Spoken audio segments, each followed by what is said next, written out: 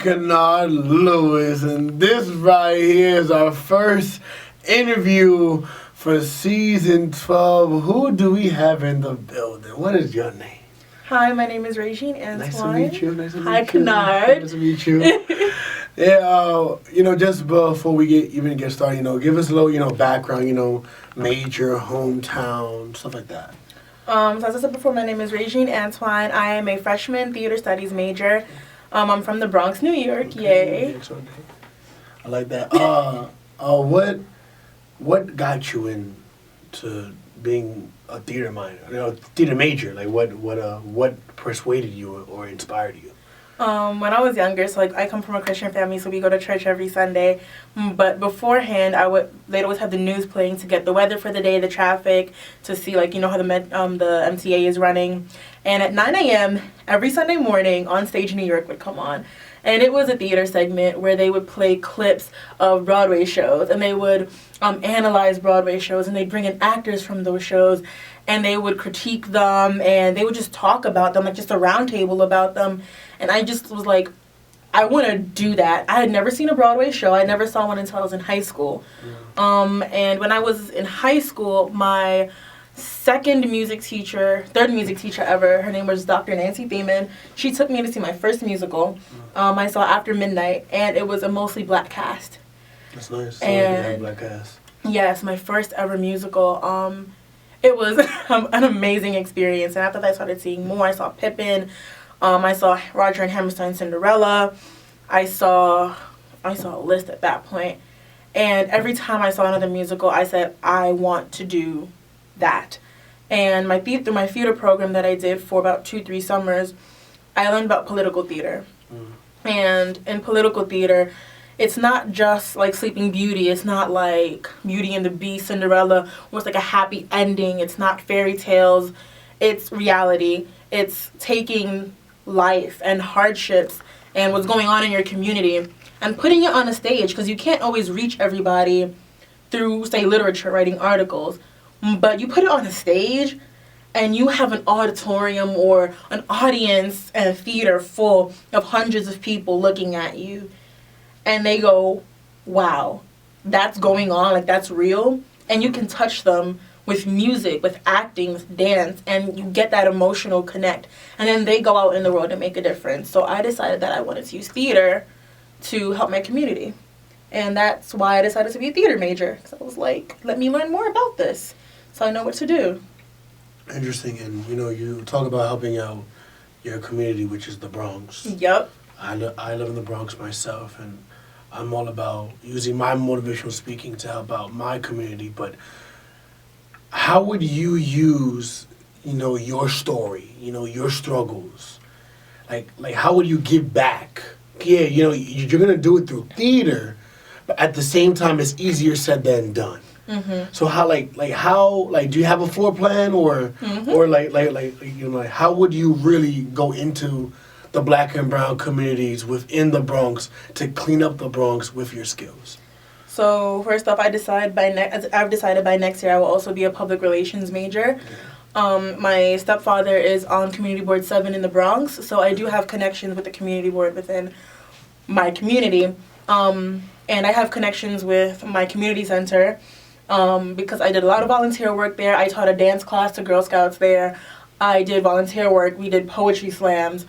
And I realized that my neighborhood is, in certain neighborhoods in the Bronx is one of the boroughs that has the lowest employment rate, or the highest unemployment rate. And when I walk down my block every day, I see the young men on the corner who are selling weed and selling drugs. I hear about my best friend from kindergarten, how well I'm getting robbed on our block in daylight. People who are struggling. And not only do I love the arts, but when I was younger, I had a lot of anger. And I learned that through the arts, you can express that anger. Even if the script has nothing to do with what you're going through, you get to be someone else, even for 10 minutes. You get to get out of your world. And I want to bring that into my community, even if it's just doing workshops, once a week workshops, twice a week workshops, getting those kids to come in and say, I'm going to express myself through this. I don't need to go out and join gangs. I don't need to sell drugs on the corner. I don't need to do this. There's another way to express myself, and there's another way to become better. And I plan to use my public relations skills that I'm going to learn from my second major to go out and get, say, the funding needed to do these programs, to go out and advertise these programs to... I'm a theater major. I can get friends who are also from New York City, say, hey, you're a BFA dance major. You have a dance degree. Can you come in for a day, just 1 or 2 hours, teach them the basic ballet skills, teach them the basic jazz skills, show them what you've done, talk about yourself, say, hey, I'm a dancer in Alvin Ailey. And I want to bring in people who look like us, people who are Latin American, who are black, who are Asian, people who are not the stereotypical white male, who look like us, so that they don't just go, oh, it's just another rich white person. They go, oh crap, they look like me, I can do that too. That's true. And you talk about anger and how you've channeled that anger through your arts, help you, cope with it, it has helped you become, I guess, a better person in some ways. But where does that anger reside from? Like, why is that anger even there? Like, for what? Like, where's anger coming from? Well, when I was younger, for starters, I was always sick. I was in the hospital 1 to 2 times a week. I was throwing up. I was admitted at least once a week. I was always on IVs. I was that little Christian girl who never did anything bad, who didn't, for some strange reason, apparently third graders know curse words, who didn't use profanity, who did everything she was told. And because of that, I was bullied and beat up. And the bullying, the always being in the hospital. And then I went to the Caribbean. I'm from a small island called Dominica between Martinique and Guadeloupe. I went there for a year. My mom sent me there to go to school, to meet my family, to learn about my culture. I spent the first half of that year with my biological father. My biological father, he had anger. He saw his father beat his mother. He is very aggressive, and he would beat my stepbrother and I. I didn't understand that he was also beating my stepbrother until I left. I came to the understanding that before I came, it was my stepbrother he used to beat every day. And once I came, he would always find a reason to beat me if it was I left a sock outside my room, if I didn't take my turn washing the dishes, if I wasn't in the yard for him to pick me up after school on time. Everything. Or he'd just go out to a party on weekends and he'd come back and he'd be very drunk and very angry and he'd beat us. And that made me angry. That pissed me off. And when I came back, I was like, I'm not going to be like him, but I ended up acting just like him. People said anything I didn't like. People did anything I didn't like. I'd beat them. I'd hit them. And I lost a lot of friends like that. And that also made me angry. Losing people that I cared about because I didn't know how to express that. And there was a lot. I didn't meet my biological father until I was 6, and then when I was 8 is when he used to beat me. And before that, it was just not having him. My mom wasn't married to my stepdad at the time, but my stepdad was the one taking care of us. He lived with him. He fed us. He got the clothes we needed. He made sure the rent was paid. All my mom had to do was go to work, go to school, all of that. I saw my mom pick me up every day, drop me off every day, work, a full work schedule, go to school, 9 to 12 a.m. 9 p.m. to 12 a.m. classes, put me in daycare and still have time to take care of me. And it angered me that she had to do that. Because he was not, my biological father was not there. She had to do that. She had to be the mom and the dad emotionally. Like, she had to do all of that. And some man that was in no way related to me had to do his job. That angered me. And I know a lot of that story's similar and it connects to a lot of the people in our community. It does. It does. So I didn't have my dad either. Exactly. Like, you understand. We had this conversation. Yeah, I know. Yeah. I know. Yeah. It's heartwarming to not only hear your story, but it's heartwarming to see you still here, to see you still pushing forward. Because again, you know, not that many people do that, and you know, you got power. You know, you have a lot of value. You have a lot of power. But how did you even keep your head up? Like, I'm talking about, like, I got beat by my mom.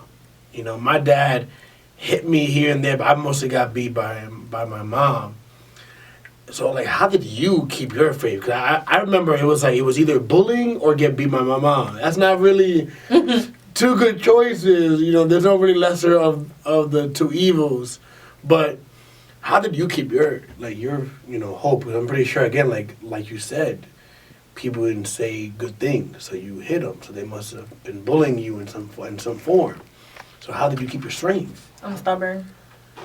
That's a way. I'm stubborn. That's a way. I'm one of those people.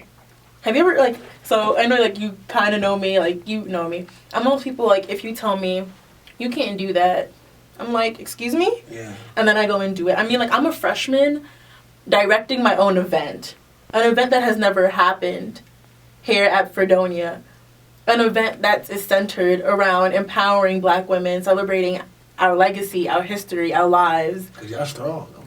Nothing stronger than a Black woman, I'm telling you. You right.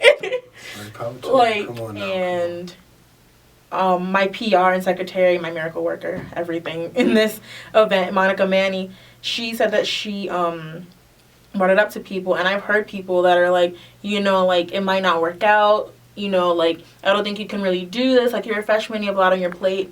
We start rehearsals this week. We have the room booked. We are booking rooms for rehearsals this week. We have flyers being put out. We're almost done casting. We have an entire board of directors. I play no games. People were like, oh, I don't think you can do this. Well, watch me. And watch me put on an amazing show on March 3rd at 7 p.m. in the MPR. Watch me put on an amazing event. And that's been my attitude throughout the whole thing. You beat me, watch. I'm going to have children and I'm going to treat them better than you ever treated me. You bullied me, watch. I'm going to own the block you live on. And then when I'm on Broadway and you want to come see my show, or you want a free ticket, I'm sorry, pay your way. You want to come to my theater programs? Come. Be inspired by me, the person that you said wouldn't get anywhere. That's my attitude. And as long as I keep that attitude, I'm going to make it. I applied to 28 colleges. I got into 18 of them. That's good. People keep telling me I can't, and watch. I can. People don't put enough faith in me, and I say, oh, well, I have faith in myself. And I feel like if anyone has that attitude, they'll get where they need. They'll do what they need to do to get where they want to go. That's true, you know. It's about pushing and resilience and making sure that, you know, you don't allow the circumstances to not only define you, but to distract you. Mm-hmm. Because, you know, when you've been through your stuff, you've suffered pain. You've suffered some type of doubt or tears. And it's okay to grieve, obviously. It's okay to feel pain. It's natural. Exactly. But at the same time, as you probably realize, that there's a time to grieve and there's a time to move on. Mm-hmm. So it's just nice to know and to see firsthand that your pain existed. And some of it still exists, but it doesn't distract you to pull you back. Yep. It actually is like me. Exactly. It's actually like a tank, and the pain is gas. You know, the bullying is gas, the beating is gas, and the needles twice a week. Exactly. Hospital visits. Exactly. Gas. It's all gas, and I think it's very nice that you're using your medium of acting, of performance, to help out people. But at the same time, do you believe that people will join you all at once? Or do you believe that your success is going to happen at the time that you want it? Because you know how the Bronx is. And the Bronx has been the way it is for decades. Yep. And you know how long it took you to get where you are. Mm-hmm. So how are you going to stay patient? It's not going to happen right away, and I know that. But since middle school, I've been making connections. Those of you who know me know I'm a very social person. I have teachers in middle school who are like, Ray, when you get older, just call me up. I'll come see your Broadway show. If you ever need anything, if you ever need support, call me up. And through those connections, I'm going to get somewhere. I have a theater program that is targeted towards minority kids from these lower class areas to come to. I know it's not going to take a year. It's going to take time.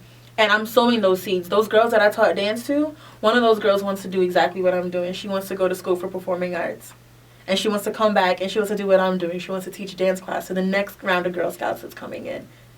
I have my legacy. So even when I'm sitting here and I've graduated college, she'll be finishing up high school on her way to college. She'll be the next me. So she'll be sowing the next seed. And so we just keep going up that ladder. And it's just going to be a bunch of strong women, strong men, all from these low-class neighborhoods. And it's not gonna happen instantaneously. But each of them, when they sow their seeds, those are my connects too. I sow those seeds. I say, Michaela, that's the young girl that wants to do what I'm doing. Get your students. Tell them to come to my workshop and bring all their friends with them. Tell them it's going to be pizza there. You know people going to come for pizza. A free pizza and soda, they going to pull up and they're going to get inspired. They're going to get an education. They're going to learn something. They're going to learn something about dance or acting or music. They're going to learn something. It's true. They will. And I'm pretty sure people have learned something through this interview, through this process, through this video, and through my past videos. So thank you for your time, Ray. Thank you.